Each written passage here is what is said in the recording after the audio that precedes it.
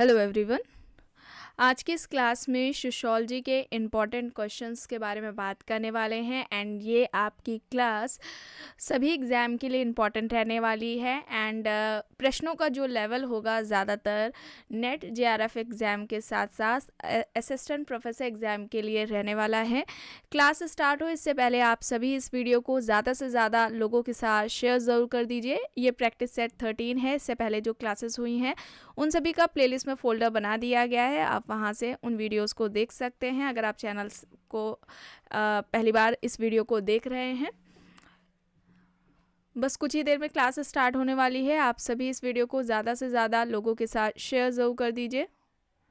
And PGT की जो classes हैं वो शाम को 5 बजे स्टार्ट की गई हैं एंड उनका भी प्लेलिस्ट में फ़ोल्डर बना दिया गया है। आप सभी जो भी पीजीटी के एग्ज़ाम के लिए तैयारी कर रहे हैं वे सभी 5 बजे वाली जो क्लास है उसे ज्वाइन कर सकते हैं।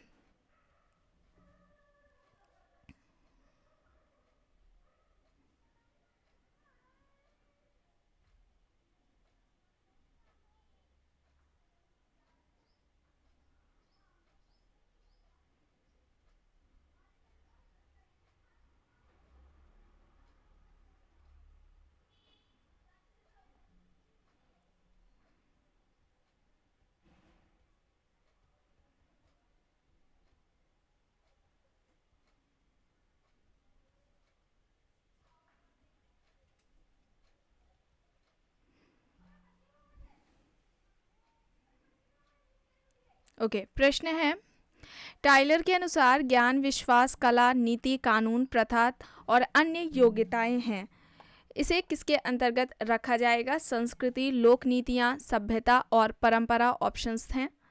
यहाँ पर सही विकल्प क्या होगा? संस्कृति। संस्कृति प्रिमिटिव कल्चर, ये इनकी पुस्तक है जिसमें उन्होंने संस्कृति को परिभाषित किया है। ऑप्शन ए यहाँ पर राइट आंसर हो जाएगा। एंड इस क्लास में टोटल 30 क्वेश्चंस देखने वाले हैं। प्रश्न है प्रॉब्लम ऑफ इंडियन यूथ। पुस्तक के लेखक पूछे गए हैं कौन है? ऑप्शंस है राधा कमल मुखर्जी, डीपी मुखर्जी, रामकृष्ण मुखर्जी, डीएन मजूमदार हैं। प्रॉब्लम ऑफ इंडियन यूथ किसकी हो जाएगी ये पुस्तक?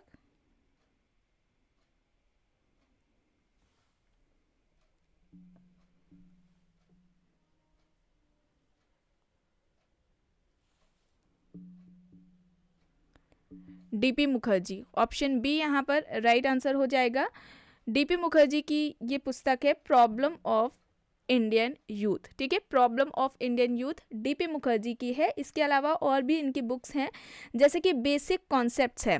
बेसिक कॉन्सेप्ट्स कब आती है? 1932 में। बेसिक कॉन्सेप्ट्स किसकी है? डीपी मुखर्जी की। अभी जो भी बुक्स बताई जा रही हैं डीपी मुखर्जी से रिलेटेड है, तो बेसिक कॉन्सेप्ट 1932 में आती है।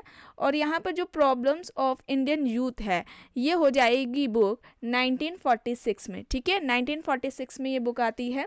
फिर इसके अलावा टैगोर अ स्टडी 1943 में। टैगोर अ स्टडी 1943 में आती है। ठीक है, मॉडर्न इंडियन कल्चर भी डीपी मुखर्जी की है 1942 में।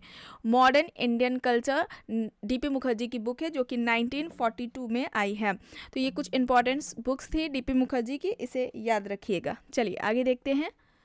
इक्वालिटी एंड इन इक्वालिटी पुस्तक है। ल्यूडियोमो, Angre बेते, F G. Bailey, G S. Ghurye options हैं। सही क्या होगा? Equality and inequality. Louis Dumont, Andre Beteille, F G. Bailey, G S. Ghurye options हैं। सही यहाँ पर हो जाएगा आंद्रे बेते। ठीक है, आंद्रे बेते है, ऑप्शन बी यहाँ पर राइट आंसर हो जाएगा। प्रश्न है इनमें से किसका तर्क है कि जाति धार्मिक कर्मकांड पर आधारित समुदाय है? जाति को धार्मिक कर्मकांड पर आधारित समुदाय किसने कहा है? जी.एस. घुरिये, ल्यूडियोमो, आंद्रे बेते, एम.एन. श्रीनिवास ऑप्शंस हैं। जाति धार्मिक कर्मकांड पर आधारित समुदाय है, यह तर्क किसका है? यहाँ पर सही हो जाएगा Andre Beteille. Andre Beteille option C यहाँ पर राइट आंसर होगा। प्रश्न है इनमें से किसने अपनी कृति में कहा कि भारत की परंपराएं आधुनिक हो रही हैं, अपने मूल में भारतीय परंपराएं हिंदू परंपराएं ही हैं? ऑप्शंस है राधा कमल मुखर्जी, डीपी मुखर्जी, योगेंद्र सिंह, डीएन मजूमदार।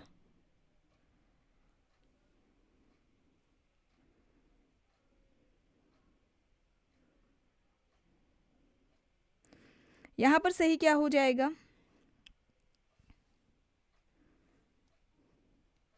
योगेंद्र सिंह। और किस बुक में इन्होंने कहा है? बुक अगर पूछ ली जाए तो बुक का नाम है modernisation of Indian tradition. Modernisation of Indian tradition Yogendra Singh की बुक का नाम है, जिस बुक में इन्होंने ये बात अपनी कही है। चलिए आगे देखते हैं। Religion, politics and history in India, इस पुस्तक से संबंधित कौन है? कैथलीन गफ, रजनी कोठारी, ल्यूडियमो, दुर्किम। ऑप्शंस है religion, politics and history in India. किसकी हो जाएगी ये पुस्तक? Religion, politics and history in India.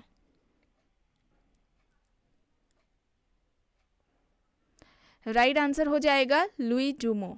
Louis ड्यूमो है, ऑप्शन सी यहाँ पर राइट आंसर है। Nation building in independent India, किसकी है पुस्तक? एम एन श्रीनिवास, ए आर देसाई, गुरनाम Myrdal, Ramkrishna Mukherjee. Nation building in independent India. Nation building in independent India किसकी हो जाएगी? यहां पर सही क्या होगा?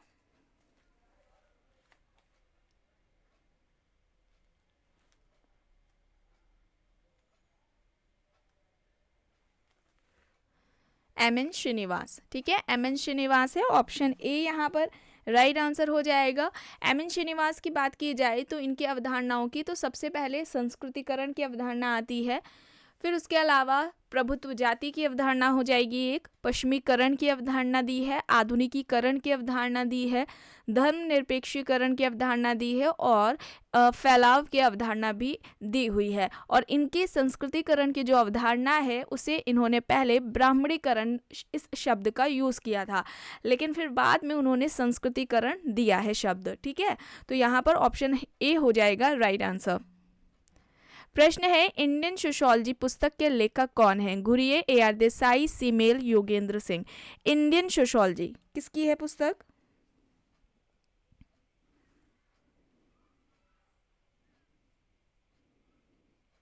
इंडियन सोशियोलॉजी किसकी है? योगेंद्र सिंह। ठीक है, योगेंद्र सिंह की है इंडियन सोशियोलॉजी, ऑप्शन डी यहाँ पर राइट है। निम्न में से किसे आधुनिकीकरण व परंपरा के विश्लेषण का शास्त्रीय अध्ययन समझा जाता है? बुक्स दी गई हैं basic concepts of sociology, society, modernisation of Indian tradition, Indian sociology. इनमें से किस पुस्तक को आधुनिकीकरण व परंपरा के विश्लेषण का शास्त्रीय अध्ययन समझा जाता है? इंपॉर्टेंट है ये प्रश्न।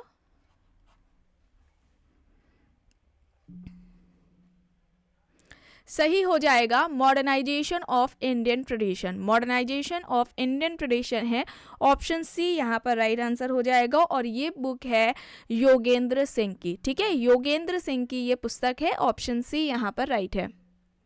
प्रश्न है traditional India structure and change पुस्तक के लेखक हैं? ऑप्शंस है Yogendra Singh, Milton Singer, D N Majumdar, DP Mukherjee. Traditional India structure and change किसकी हो जाएगी ये पुस्तक?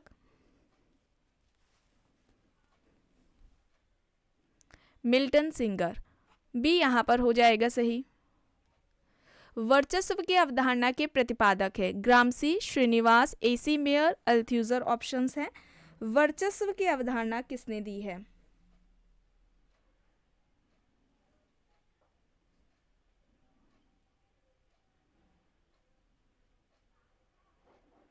तो यहाँ पर ये ग्रामसी हो जाएंगे। ठीक है, ग्रामसी ने वर्चस्व की अवधारणा दी थी और ये नव मार्क्सवादी सिद्धांतकार हैं। ठीक है, इन्हें मानवतावादी विचारक भी कहा जाता है। याद रखिएगा, नव मार्क्सवादी सिद्धांतकार और मानवतावादी विचारक माना जाता है। और इन्होंने मार्क्स के आर्थिक निर्धारणवादी और द्वंद्वात्मक भौतिकवाद की आलोचना की थी, जिस वजह से ये प्रसिद्ध थे। ठीक है, इन्हें जाना जाता है। तो यहाँ पर ग्रामसी हो जाएगा, ऑप्शन ए यहाँ पर राइट होगा। प्रश्न है social behaviour its elementary forms पुस्तक के लेखक हैं? Kingsley Davis, George Homans, Blumer, Garfinkel. किसकी है ये पुस्तक? Social behaviour its elementary forms. Option है Kingsley Davis, George Homans, Blumer, गॉर्फिंकल।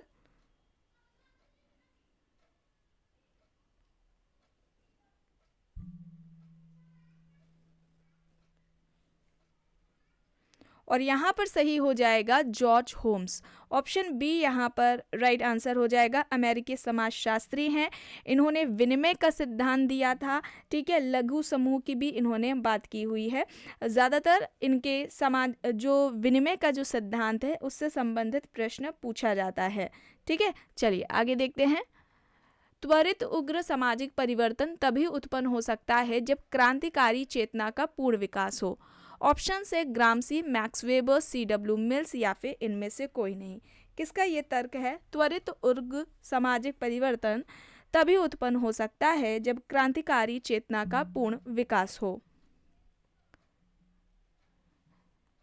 ग्रामसी। ठीक है, ग्रामसी हो जाएगा। ऑप्शन ए यहाँ पर राइट आंसर होगा। निम्न में से किसने गुजरात के सूदखोरों बनियों के संरक्षण में जीवन यापन करने वाले आदिवासी किसानों का अध्ययन किया? A.R. देसाई, रामकृष्ण मुखर्जी, हार्डीमैन, डेनियल थाना। यहाँ पर सही क्या होगा? इनमें से किसने गुजरात के सूदखोरों बनियों के संरक्षण में जीवन यापन करने वाले आदिवासी किसानों का अध्ययन किया है?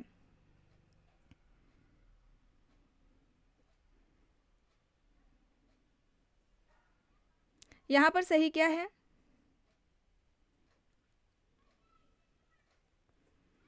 डेविड हार्डीमैन है। ऑप्शन सी यहाँ पर राइट आंसर हो जाएगा। और डेविड हार्डीमैन ने अपने सभी अध्ययनों में मार्क्सवादी उपागम का प्रयोग किया था, ये भी याद रखिएगा। और इनकी एक इम्पॉर्टेंट बुक है, उसका नाम फीडिंग द बनिया है। ठीक है, क्या नाम है? फीडिंग द बनिया है, जो कि 1996 में आती है। 1996 में आती है फीडिंग द बनिया। इंपॉर्टेंट बुक है, डेविड हार्डीमैन के एग्जाम्स में पूछ ली जाती है। चलिए आगे देखते हैं। प्रश्न है, निम्न में से किसने भारतीय ग्रामीण समाज के गुटबाजी का अध्ययन करने के लिए दो परिप्रेक्ष्यों का प्रयोग किया? संरचनात्मक, प्रकार्यात्मक और व्यवहारवादी दूसरा है। ऑप्शन है Oscar Lewis, Louis Wirth, Hardiman, M.N. Srinivas. इनमें से किसने भारतीय ग्रामीण समाज के गुटबाजी का अध्ययन करने के लिए इन दो परिप्रेक्ष्यों का प्रयोग किया है? यहाँ पर सही क्या होगा?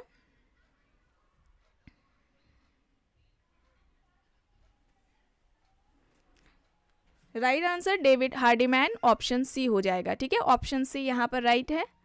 प्रश्न है, order and conflict in contemporary capitalism किसकी है पुस्तक? Lewis Coser, Clark Wissler, John Goldthorpe, A.R. Radcliffe Brown. Option है order and conflict in contemporary capitalism किसकी हो जाएगी ये पुस्तक?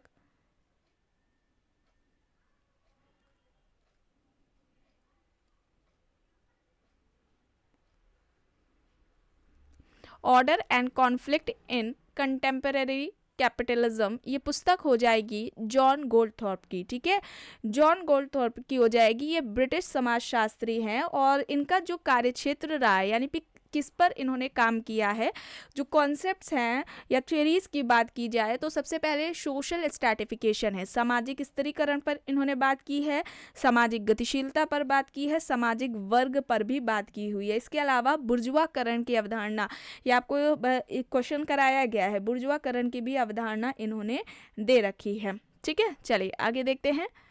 प्रश्न है, the future of marriage in western civilisation किसके हैं, मतलब कि इसके लेखक कौन है? Westermarck, Malinowski, Tylor Parsons. Options है the future of marriage in western civilisation.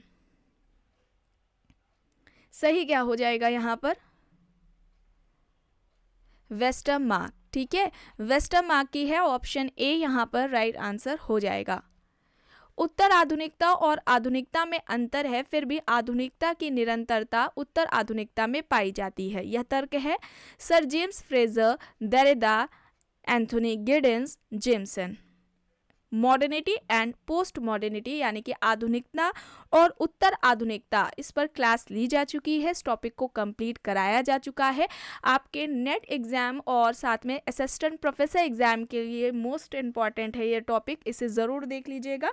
Playlist में आपको फोल्डर मिल जाएगा। उत्तर आधुनिकता और आधुनिकता में अंतर है, फिर भी आधुनिकता की निरंतरता उत्तर आधुनिकता में पाई जाती है, और यह कहना जेम्सन का है। ऑप्शन डी यहाँ पर राइट आंसर हो जाएगा। प्रश्न है, प्रकार्यात्मक परिप्रेक्ष्य न केवल एक सर्वाधिक प्रबल परिप्रेक्ष्य है, बल्कि समाजशास्त्र में यह एकमात्र विशिष्ट परिप्रेक्ष्य है जिसके द्वारा सामाजिक घटनाओं का अध्ययन किया जा सकता है। यह कहना है किंग्सले डेविस, पार्सन्स, मर्टन या फिर इनमें से कोई नहीं। बताइए। प्रकार्यात्मक परिप्रेक्ष्य न केवल एक सर्वाधिक प्रबल परिप्रेक्ष्य है, बल्कि समाजशास्त्र में यह एकमात्र विशिष्ट परिप्रेक्ष्य है जिसके जरिए सामाजिक घटनाओं का अध्ययन किया जा सकता है। यह तर्क इनमें से किसका है?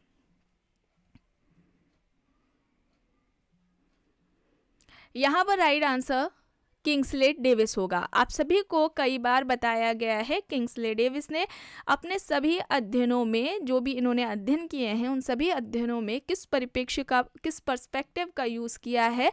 स्ट्रक्चरल फंक्शनलिज्म बताया है ना, संरचनात्मक प्रकार्यात्मक उपागम का इन्होंने अपने सभी अध्ययनों में प्रयोग किया है, और इन्होंने सामाजिक स्थिरीकरण का प्रकार्यात्मक सिद्धांत भी दे रखा है। चलिए आगे देखते हैं।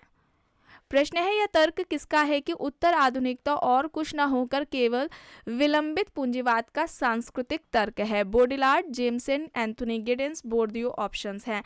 उत्तर आधुनिकता और कुछ न होकर केवल विलंबित पूंजीवाद का सांस्कृतिक तर्क है, यह किसका कहना है? सही क्या होगा यहाँ पर? जेमसन। ठीक है, बी यहाँ पर राइट आंसर हो जाएगा।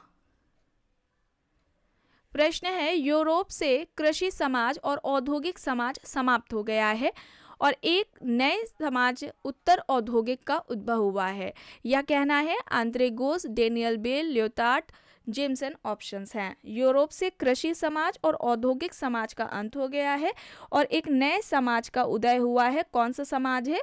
औद्योगिक समाज, उत्तर औद्योगिक समाज।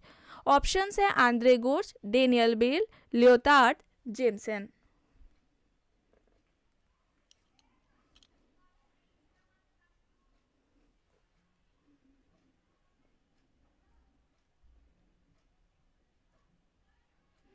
और यहाँ पर सही हो जाएगा आंद्रे गोर्स। ऑप्शन ए यहाँ पर राइट होगा। और विभाजित समाज की इन्होंने अवधारणा दी हुई है। ठीक है, आंद्रे गोर्स ने विभाजित समाज की अवधारणा दी हुई है। प्रश्न है, यह किसने कहा है कि समाजशास्त्र मानव उपलब्धियों का विज्ञान है? C H Cooley, Emile Durkheim, Sumner, L F Ward. समाजशास्त्र मानव उपलब्धियों का विज्ञान है, यह तर्क किसका है? एल एफ वॉर्ड का। डी यहाँ पर हो जाएगा सही। निम्न में से किसने समाजीकरण की प्रक्रिया में परिवार को महत्व देते हुए मानव व्यक्तित्व की नर्सरी कहा? सी H कूले, fried, Parsons, Fraser options हैं। समाजीकरण की प्रक्रिया में परिवार को महत्व देते हुए परिवार को मानव व्यक्तित्व की नर्सरी किसने कहा है? और समाजीकरण इस टॉपिक को कंप्लीट कराया जा चुका है। सबसे पहले समाजीकरण की बात किसने की थी? जॉर्ज हर्बर्ट मीड ने की थी। और परिवार, फैमिली, इस टॉपिक को भी कंप्लीट कराया गया है। इन दोनों का ही आपको प्लेलिस्ट में, इसके अलावा जितने भी अभी तक टॉपिक्स कंप्लीट कराए गए हैं उन सभी का प्लेलिस्ट में फोल्डर बना दिया गया है, आपको मिल जाएगा। तो जितने भी चैनल से नए लोग जुड़ रहे हैं वे सभी प्लेलिस्ट जरूर चेक कर लीजिए। आप किसी भी एग्जाम की तैयारी कर रहे हो, आप उन टॉपिक्स को देख सकते हैं। सभी टॉपिक्स सभी एग्जाम को ध्यान में रखते हुए कंप्लीट कराए गए हैं। और यहाँ पर सही हो जाएगा ऑप्शन ए, सी एच कूले। ठीक है, ऑप्शन ए यहाँ पर राइट आंसर हो जाएगा। प्रश्न है, वर्ष 2011 की जनगणना के अनुसार भारत में नगरीय जनसंख्या का देश की कुल जनसंख्या की प्रतिशतता थी? परसेंटेज पूछा गया है और यहाँ पर सही हो जाएगा 31.16। ऑप्शन बी यहाँ पर राइट आंसर हो जाएगा।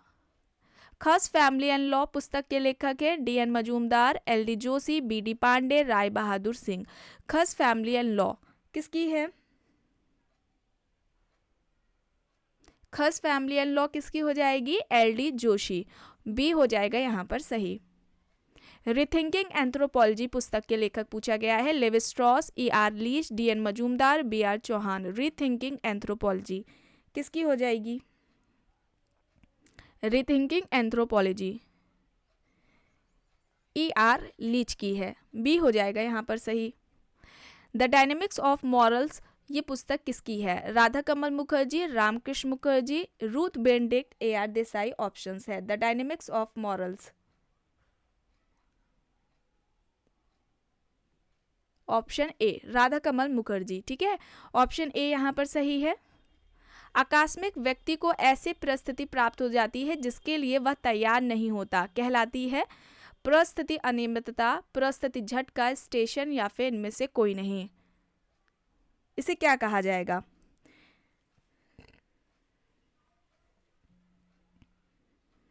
परिस्थिति झटका, ठीक है, ऑप्शन बी यहाँ पर राइट आंसर हो जाएगा। स्टेटस एंड रोल इस टॉपिक को कंप्लीट कराया जा चुका है, इसका भी आपको प्लेलिस्ट में फोल्डर मिल जाएगा। मोस्ट इम्पॉर्टेंट ये टॉपिक है, इसके जो MCQs हैं ये सभी कराए गए हैं, आपको प्लेलिस्ट में मिल जाएगा। MCQs सॉल्व कराते हुए इन सभी से यानी कि परिस्थिति और भूमिका से संबंधित जो अवधारणाएं हैं सभी को वहाँ पर कराया गया है, बताया गया है, तो बी हो जाएगा यहाँ पर सही।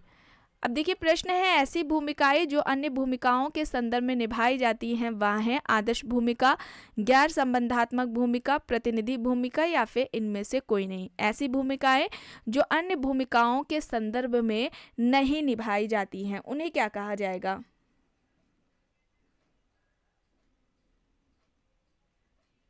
यहाँ पर सही क्या होगा? गैर संबंधात्मक भूमिका, ठीक है। एंड कमेंट बॉक्स में आपको बताना है कि गैर संबंधात्मक भूमिका की जो अवधारणा है वो किसने दी है, ठीक है, तो बी हो जाएगा यहाँ पर right answer. And last question है, social change and cultural dynamics किसकी है पुस्तक? Sorokin, Veblen, Max Weber, Linton. Social change and cultural dynamics किसकी है ये पुस्तक?